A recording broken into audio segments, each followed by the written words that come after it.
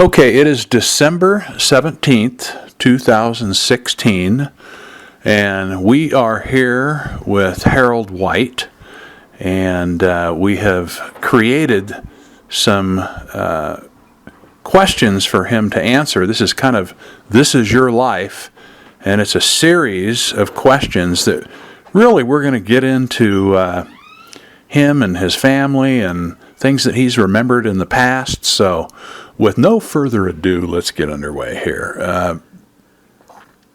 Harold White, why did your parents select this name for you? That's an interesting question because I have a name that no one other that I know of has that name except my grandfather. And I wonder if you can guess what the L stands for in my name. You know, I'm going to say, just a pure guess, I'm going to say Leonard. No. I'm going to say Larry. No, and you can guess, but you'll never guess it. Okay. It's different. It's called Lovick. Lovic. Harold Lovick White. Wow, that is very interesting. And it's my grandfather's first name. Okay. His name was Lovick Franklin White. Wow, that is very interesting. Okay, so did you have a nickname growing up? I had to carry a nickname. My nickname was Hal, H-A-L, and sometimes, I had a neighbor here in Kaysville who called me one day and he says, "My name is Harold White." He says, "I'm getting your mail. I want you to change your name."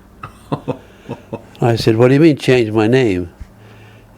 I said, "I'm not about to change my name." I said, "My name is Harold L. White, and yours is just Harold White. Mine is unique, and that's one I'm going to have and I'm going to keep. So you got to suffer through it." That is funny. So, can I call you Harold or Hal? Hal. Okay, Hal. So, Hal, when and where were you born? I was born in a little town, Trenton, Utah. In fact, where I was born, there is now the house that I was born in, sits in the barnyard of that farm. It's like a chicken house now, but it was a small, two-story home with only 2 bedrooms upstairs and two rooms downstairs. But it's interesting because I look at that and I think, how in the world did we live with all the children in that little house? Because it was small. Wow. I remember one day getting up in the morning, and I couldn't see. I couldn't figure why, and I felt my way downstairs and told Mom, "Mom, I can't see. What's wrong?" And my eyes had slept over with sleep. Oh no. And I couldn't open my eyes. And wow. I thought I was blind for a bit. Wow. So that's where you were born. When were you born? August the 20th, 1929. Wow. And I caused the Great Depression in 29. They had the World Depression in 29. Yeah, right. Well, it happened in October. I was born in August. I caused the Depression. How did your family come to live there? What were the events leading up? Do you know why your family decided to live there? Yes, the farm that we lived on was part of a family farm, and my dad farmed with some of the family there, farmed there in Trenton. There were several farms involved, and my dad helped farm all of them, and they helped farm his farm. Wow. But it was a interesting thing. I had an Aunt Fern who lived across the road from me. I remember one time we had milk cans. And the truck would come along and pick up your milk cans and leave you clean, empty cans. Well, my mom said, Hal, go get the cream can off the road. Well, I went to get the cream can off the road, and my little cousin, who was just a couple of years older than I, wouldn't let me have that can. And so I went back and told Mom, I said, he won't let me have it. And my brother Rex said, oh, yes, he will. You go back there and get that can. If you have to whip that kid, you're going to get that can. I had to whip that kid to get that can. Wow. That's my brother. He said, you're not going to be a wimp. You're going to fight for what's right. Wow. So I had to fight to get that milk can. Okay, that is funny. So you kind of mentioned that house, and how many, do you remember things like how many rooms it had? Did it have electricity, indoor plumbing, telephones? What kind of amenities? Kind of talk about that house and what it had. Telephones were a thing in the future. Didn't have such a thing. Electricity, yes. But running water, no. We had to bring water from a well. There's our And the graduating restroom was an outdoor john. Have you heard of those? Of course, you know what that is. Yes. But that's what we had. We're talking like an outhouse? Yes, an outhouse. Okay. There was 2 rooms upstairs, small rooms, sleeping rooms, and I think 3 rooms downstairs. One was a kitchen and a small area where we kind of a living room, and then a bedroom for my parents. That was the house. It was kind of a there that I did. tall, narrow kind of a building. She was my supervisor. I don't know how to describe it other than to say that 3 here. now it's serving its purpose as a chicken coop. Wow. That is amazing. So, can you describe the personalities On my first of your flight family with me. members back then? Do you remember some of the ways Oh, their yes. personalities? Yes. And we used Very differently. My brother Alma was to feed passengers meals. a meek person who was Don't do that anymore, but there was a fight, he'd be the arbitrator. while we were taking And my brother Rex, who was next in line, he'd be the one to do the all fighting. the people In fact, he fought professionally. down where they were going. And And I circled where they were going. as I understand it, Tell the passengers. he fought with a guy one time I didn't give them all and the hit him meals. so hard, the guy almost died. We didn't have enough And that he said, "That's enough for me. I'll not fight anymore." so bad So he quit. about that. But my sister, Winna, We had Was, fed meals all the time I was born. the queen of the house, she took over when my mother died when I was 6 years old. Took care of me and It was so small. my little sister. Park my car and just walk out to the terminal, And my brother Alma right through the terminal to the had not gotten married when my mother died, but he was planning on getting married. And so I said, "No, I won't get married. I'll take care of the family." And my dad said, "No, you go ahead and get married." And I'm glad he did, because over the period of the next couple of years, part of the time I lived with Alma and his wife, Naomi, and part of the time I lived with my grandfather White, Ludwig Franklin White and Matilda Gertrude White. And I enjoyed, I can't say I enjoyed one more than the other, but I enjoyed both of them. I have fond memories of my times with both. Yeah, and you had mentioned, and you really have a soft place in your heart for your brother Alma John. What are some of the things that you remember that he'd done for the family, and just his personality and attributes? Well, as I mentioned to you, he was going to put off his marriage to be able to take care of the family after my mom died. And my dad said, "No, you go ahead and get married." And that was just Alma's attitude for his life. And for him and I and our relationship, I was only about 4 and 5 years old when he was out irrigating on the farm. And wherever Alma went, I went with him. I was on his shoulders or by his side almost all the time. So him and I have a very special relationship. He was my idol in growing up. Even when I didn't live with him, I just knew the kind of a person he was.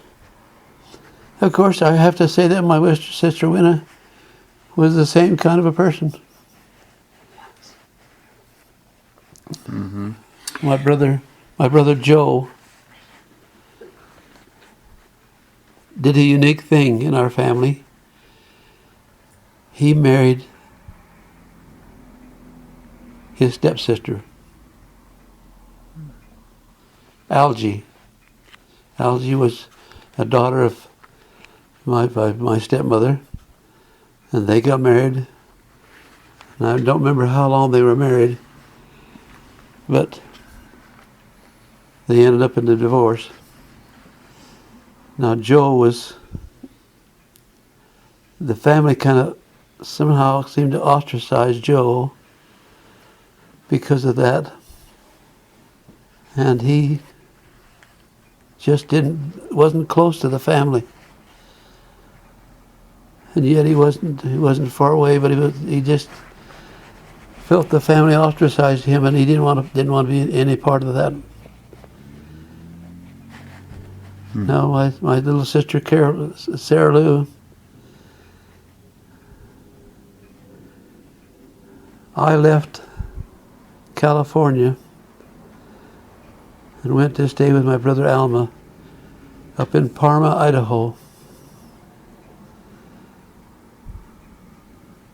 And lived there in Parma until I was about 17 years old and went back to California to see my dad.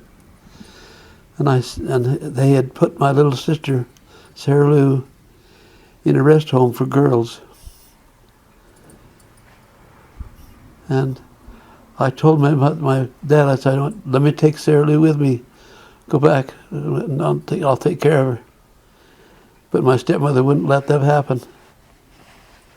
And I've always held that against her, because I believe I could have saved Sarah Lou from a lot of heartache. Because I was far away from the church, and she was. And not to her detriment, because it wasn't her fault. She just didn't have anybody to hold on to. I had either Rex or Alma to hold on to as a part of the family. So I had an advantage over Sarah Lou. And I've always regretted that I didn't get to take Sarah Lou back to California with me that time. Mm-hmm. Do you, what was school like for you as a child, growing up? What are your memories of school?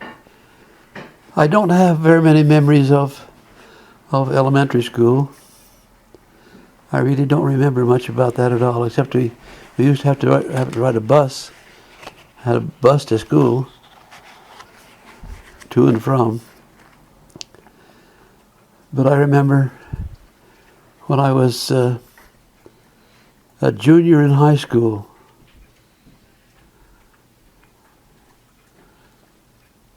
I found a job out in Walnut Creek, California, on a ranch working for my room and board and what wages I could earn. I and 3 French boys, 3 brothers, did the same thing. We all worked on that farm, rode the bus to school, worked in the kitchen in the mornings before the bus went to help the cook, set tables and do dishes and that sort of thing. Go to school, come home and do that again to help the cook. On Saturdays and Sundays, we pruned trees to earn whatever money we had available to us. But that was my year in Acalanes High School, out in near Walnut Creek, California. Then when I was a senior, I went back to Idaho, where Alma was, and went to senior year in high school in Parma, Idaho, in Parma High. And I was not a good student, but I enjoyed school because I played football, I played basketball, and I made the starting 5 in both. Starting elements in both football and basketball. So I enjoyed that my senior year in high school. But those times, they had a harvest vacation where they would shut the schools down, high schools at least, for a couple of weeks during harvest time to let the boys help their parents on the farm. And I got a job topping sugar beets, and earning money to go. And I stayed out, but instead of staying out just 2 weeks, I stayed out about a month and a half, working to get money to buy clothes for me, because that's the only way I had to get clothes. But I went behind by enough credits that I couldn't make them up by the time I was through my senior year in high school. So I lacked about 3 credits of graduating from high school. So who were your heroes back then? Did you have any heroes that you really looked up to? Well, I remember it wasn't somebody I knew, but it was somebody I did look up to as kind of a hero. St. Mary's College is out there by Walnut Creek, and the ranch I worked on was right next to the St. Mary's College. And in 1947.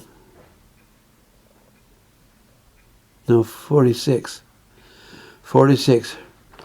They had a football player called Herman Wiedemeyer, who was an All-American running back for St. Mary's College that year. And of course, I always idolized him because I played football too. He was one of my heroes. Okay. So, growing up, we'll still stay in the school years. Growing up, talk about your faith and your religion and how you were introduced to that and a little bit in that area. Well, I was introduced, of course, as a child. My parents introduced me to the gospel, and I never did get too far away from that. Give you an instance. When I was a senior in high school in Parma, Idaho, we had to build a new chapel for the church there.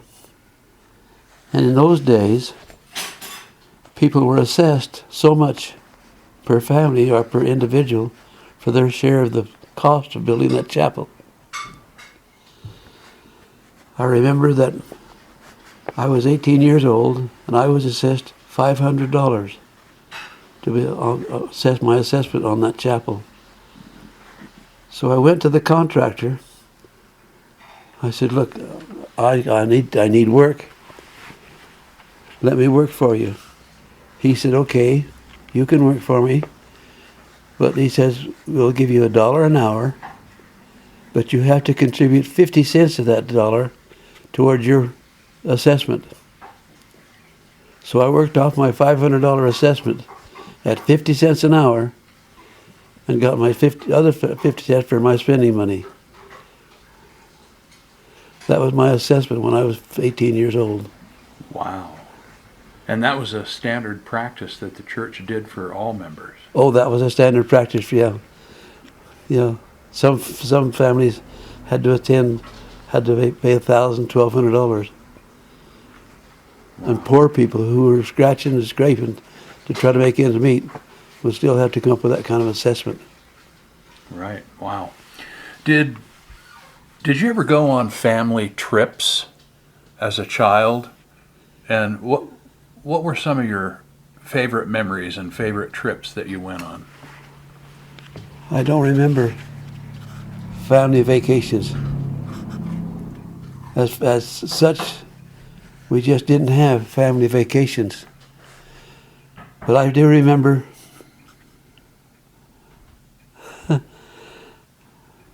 when we left Utah, we left the Zion Park area of the church to go to California to work in Richmond, California at the Kaiser shipyards. My dad, Brother Joe, and Brother Rex all got jobs in the Kaiser shipyards. So we moved out to California. I remember on the way, my dad always had an old truck. That was the way he made everything he did for the family. He had to have a truck. But on the way out there, we had a trailer behind that truck. And I remember a tire blew out. It must have had a cut 6 inches long alongside the sidewall of that tire. And my dad looked at things and he said, I don't know how to fix this. But he took out his pocket knife and he drilled holes along the side of where the tire had blown out. And then he took his bootlace out of his boots and laced that tire back together with his bootlace and pumped it up with a hand pump, and down the road we went with that tire hand laced together with a bootlace. Wow. Wow. I'll never forget that. Yeah, that is something. So, talk a little bit, where and when did you get married? I got married on May 17th.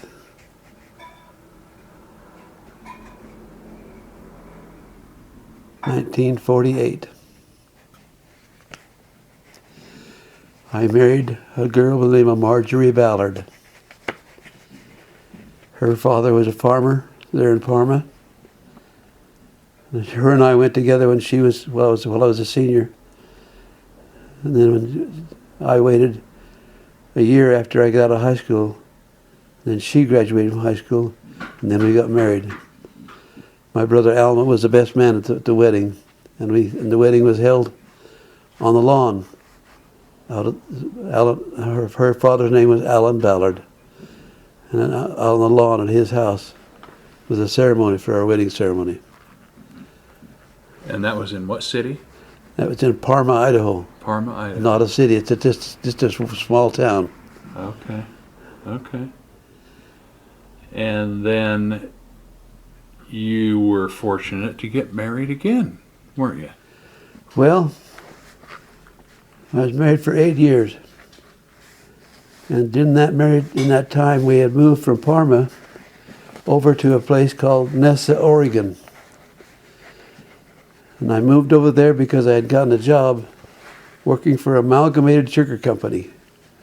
Had a sugar factory, and I got a job working for them, which paid me good wages.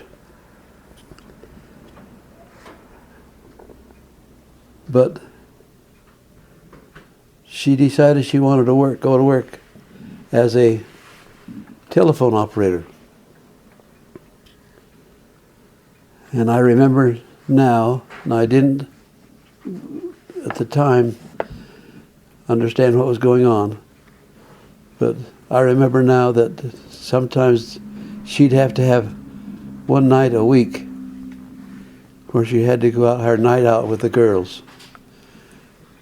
Well, I found out later night out with the girls was a night out with some boys too. So our marriage we moved to Coeur d'Alene, Idaho, but that's where the marriage ended. It's up in Coeur d'Alene, Idaho. And I was a lumberjack up in Coeur d'Alene. I felled trees, like you talk about a lumberjack falling. I hooked logs on what we call a jammer, where you skidded the logs up into a pile at the side of the road. I did that. And I remember that in falling trees, I was good enough that I could fall about as many logs, or cut as many logs in a day as any sawyer they had. And sometimes I was getting 40 cents a log.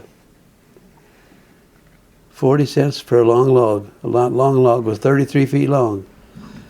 And I got 40 cents for cutting that log and cutting it up and limbing it. They gave me 40 cents. And I remember the days that I earned $100 with my chainsaw. So I had cut and limbed over 200 of those 33-foot logs. Wow. And then there came a day when you met a very special young lady. And Well, I had 2 children from that first marriage. My oldest was named Ralph James White. And I might say that today and this time, him and I are very close. We get emails back and forth from one another almost every day. My daughter from that marriage is 4 years younger, and she won't have anything to do with me, which is very, very sad to me. But I was living in Spokane and Coeur d'Alene, between the two places, and taking my children to church on Sunday. And I remember each Sunday I'd go take them up to junior Sunday school and up on the upper level of the chapel. And I wait for them to come back down after that junior Sunday school. But while they were in junior Sunday school, I went into the gospel doctrine class. And the gospel doctrine class had a man teaching who was so good at making the gospel meaningful in your life.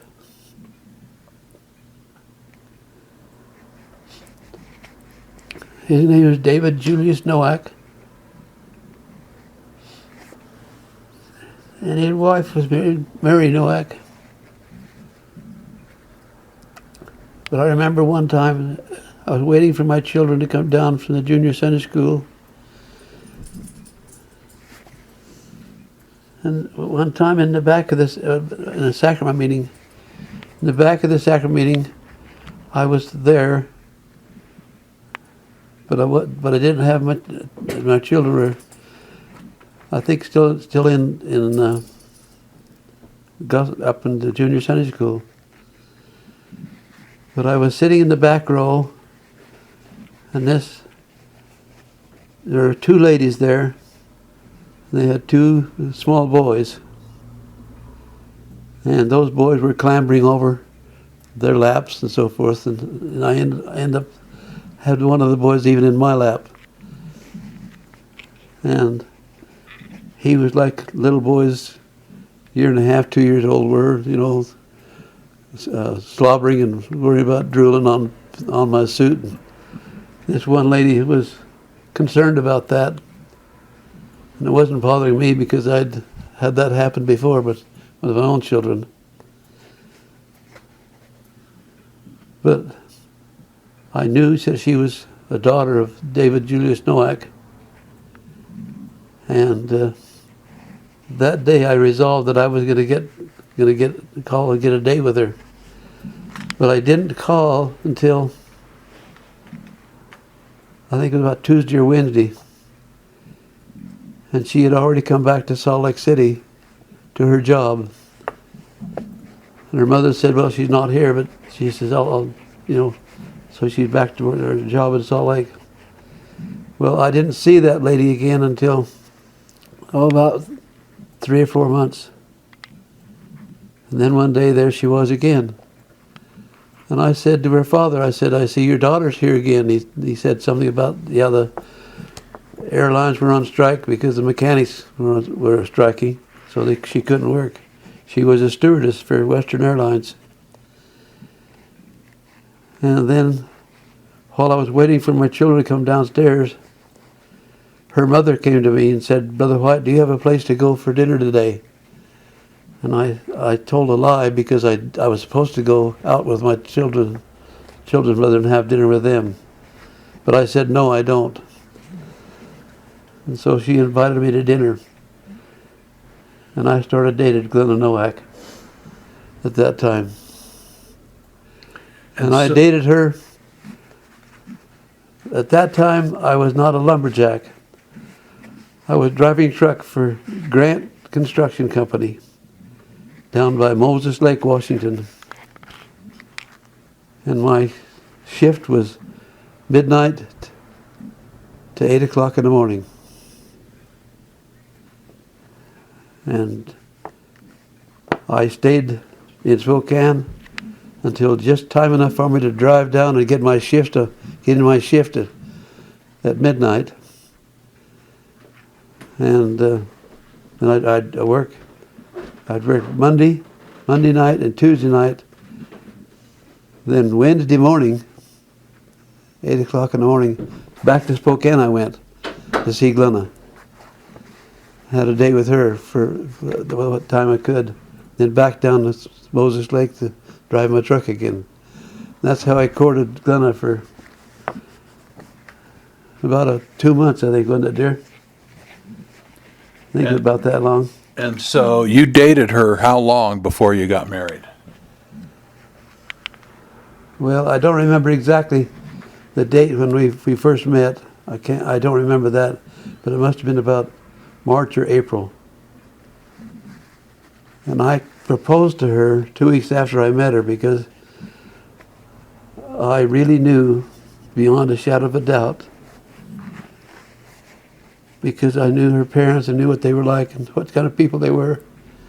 And I knew what she would be like. So I wanted her to be my companion. So I proposed, but she said, "I can't give you an answer."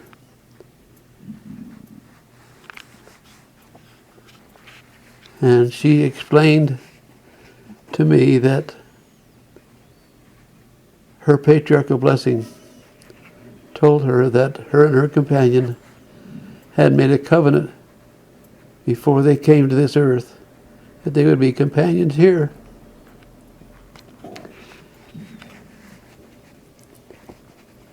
So, very shortly after that she had to go back to work in Salt Lake.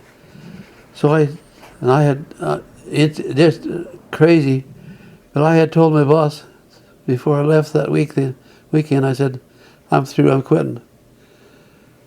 I got to Spokane and Glenna told me that she had to go back to work. So I asked her dad, I said, "Can I take her back to Salt Lake?" He said, "If you drive straight through, yes, you can." So I drove straight through and brought Glenna back down to Salt Lake to go back to work for Western Airlines. Then decided I better find myself a job. And I looked and I looked and I looked and I looked for a couple of weeks. I finally ended up taking something that nobody else would take, and I was driving a taxi cab in Salt Lake. That taxi cab cost me $8 a day, plus I had to put all the gas in it that I used every day. And after I had put the gas in it and paid the $8 for the car, if I had $6 or $8 left, I was lucky.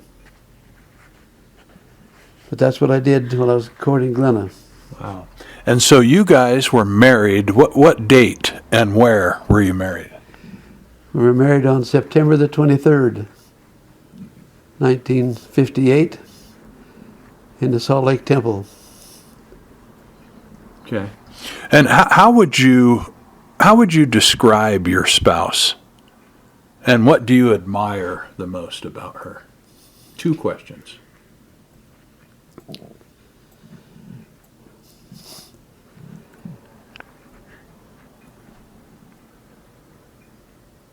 What do I admire the most about her? Her beautiful spirit. She has what few people are gifted with, and that is the spirit of forgiveness. I don't believe I've ever had, in 58 years of marriage, I don't believe I've ever had a fight with her, because she won't do that. If there's a misunderstanding, an argument or something, she'll say, it's my fault. And so, she a spirit of forgiveness. And like I say, just a beautiful spirit. Wow, that's nice. So, what do you believe the key to a successful marriage is? What is it? Never forgetting how to say, I'm sorry. And talk about differences where you can reconcile any differences between the two of you by talking mutually, not accusingly, but reconciling without any accusations. That's good counsel. So I'm going to let you, this will be a general question and you can go wherever you want with this, but what do your children mean to you?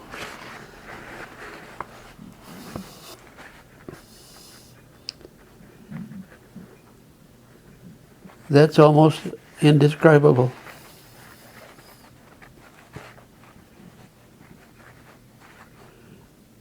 Glenn and I have 2 children. Both of them are adopted. And both of them came to us in very unusual circumstances. We had been to British Columbia moose hunting. Come back through Spokane, stopped to see Glenna's brother. And while we were there, I told Glenna, I want to call Dr. Knight, who was a doctor we had been to while we were living there, and see if he knew of any babies available for us to adopt.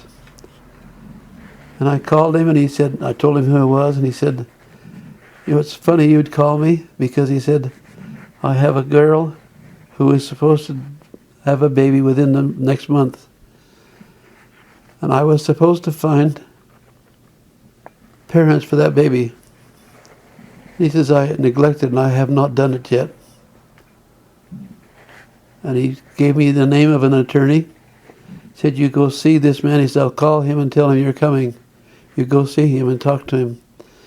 I went down and talked to that attorney, and we did everything right there, filling out all the adoption papers, with the exception of a name, because we didn't know whether it would be a male or female yet. And we then left Spokane, drove home, and I was working for Garrett Freight Lines down in Albuquerque, New Mexico. And I answered the phone one morning, Garrett Freight Lines, and my brother Russell said on the phone, "Good morning, Papa." And I said, "What do you mean?" He says, "You have a baby girl." Well, we put Glenna on a plane back to Spokane. So she went up there. When she was there with her brother for about 3 or 4 days, wasn't it, dear? About the About 3 or 4 days. And she got the baby. And then I remember distinctly, her parents went to the airport to pick her up when she came back to Albuquerque. And they brought Glenna and the baby down where I was working. And I'll never forget, Glenna held Alicia out the window of the car to me. That was my first time. It wasn't my first child. But somehow I remember that as a very moving experience for me. And then, about the time she was about 11, 12 months old, I got a call one morning as I was getting ready to go to work from a man named Miles Haven Romney, who was a counselor in the stake presidency. His daughter was a social worker in Gallup, New Mexico. He said, "My daughter said that she has a girl living with her who's going to have a baby in about a month, and said to her, you have to call your father and tell him to get the people who know who my baby's supposed to go to, so that they know and can get ready for it." He said, "I have been awake all night trying to think who that person was." And he says, "The only name that has come to me is you and Glenna." So I said, would you like to have another child? I said, "You better let me get Glenna on the phone." So I called Glenna. She was in the kitchen. I said, "Get on the phone." And we told him, yes, we sure would. But the interesting thing happened. We had put our name in down in an adoption agency in Albuquerque before we got Alicia. And after we got Alicia, they called one time and they said, "We have a baby for you." And so we told them, well, we already have a little girl who was not a year old yet. "Oh, well, then you can't have this little boy. You can't have him. We can't put that in with you." Then it's interesting to note that only about a month later, an attorney who was a member of our church, the church, who was handling the adoption for the baby over in Gallup, New Mexico, called me and said, "The baby was born last night. We need to go over and get the baby." It was about 3 days. So we went to Gallup with H. Vern Payne is his name. I'll never forget. He was an attorney handling the adoption for Stuart. We went over to Gallup, and we went to a parking lot, and we couldn't go into the hospital. But the attorney, Vern Payne, went in and brought the baby back out to us in the car. And that's how we got Stuart. So we know, beyond a shadow of a doubt, that Alicia, the circumstances we got her, were so unusual that it just had to be. And the same thing with Stuart. The circumstances were so unusual that we know that Stuart had to be ours. There's no question in Clint and I's mind what they were meant for us. That is amazing. So I have two more questions here, and then I think we're going to conclude this. But one of the questions is, what is the one thing that you want people to remember about Hal White?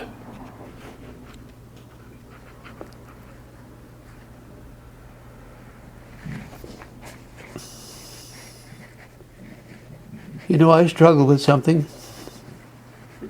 in my life. Sometimes I'm very assertive when I shouldn't be. I've tried to be. I would like to be known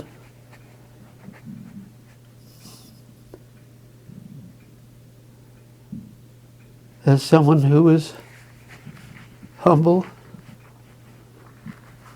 and loved his Heavenly Father, and be grateful for all the blessings I've received over my life. For I don't believe I've deserved what I've received. I know that I can never, ever catch up to my Heavenly Father in my trying to be humble for the blessings that He's poured upon me in my lifetime. That's a great answer. And the last question is this. You know, when we do recordings like this that are digitally mastered and put onto discs, they have the capability of lasting for years and years and years. So it's very possible, well, not only possible, but it is going to happen, I'm sure, that as we distribute these to all of these wonderful spirits, these young spirits that are on your wall, namely grandchildren and their children, what, understanding that they possibly could be listening to this, what would you say to them that you want them to remember about life and the important things that they need to do?